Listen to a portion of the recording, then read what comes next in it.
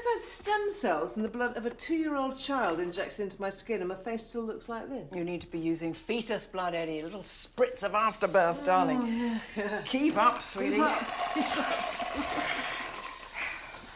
Oh, I want to go in there, but I have to go past that big mirror.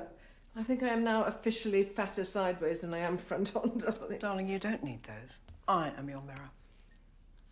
How do I look? Fabulous. Thank you. Oh. Need to move that, Eddie.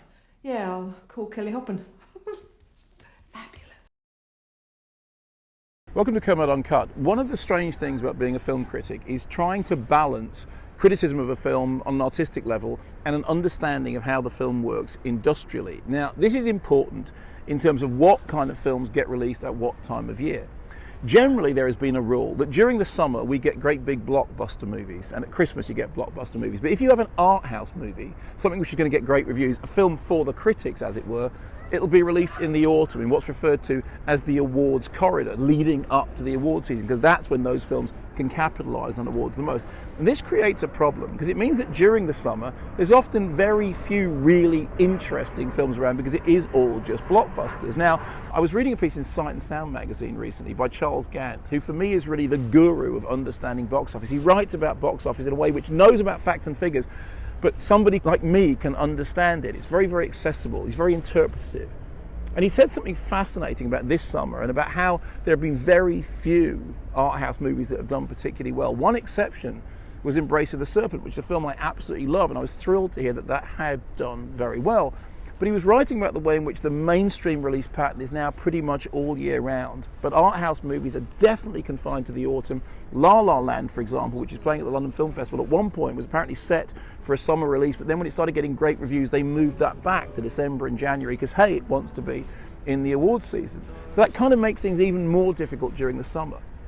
But this coincided with a conversation I'd had with some people who have recently set up an independent art house cinema, who told me a very interesting story. They said that they had programmed Absolutely Fabulous and it had done really well in their cinema. And a bunch of people had come to see Absolutely Fabulous, and they said, you know, the interesting thing about it is those same people stayed on to see other movies. And I said, well, like what? And they said, well, like Embrace of the Serpent.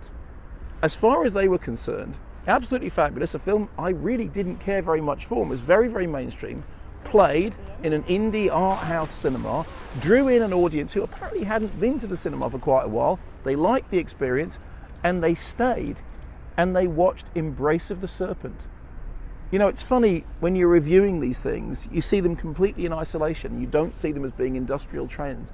But that made me completely reevaluate Absolutely Fabulous, the movie. Apparently, something similar has happened with Bridget Jones, the most recent Bridget Jones movie, which is drawing people in to see films they wouldn't see otherwise at those cinemas. I will never look at Absolutely Fabulous in the same way. You know, the movie was flawed, the movie wasn't great, I wanted it to be so much better, but if it made one person stick around and see Embrace of the Serpent in the summer, and as far as I'm concerned, it earned its keep.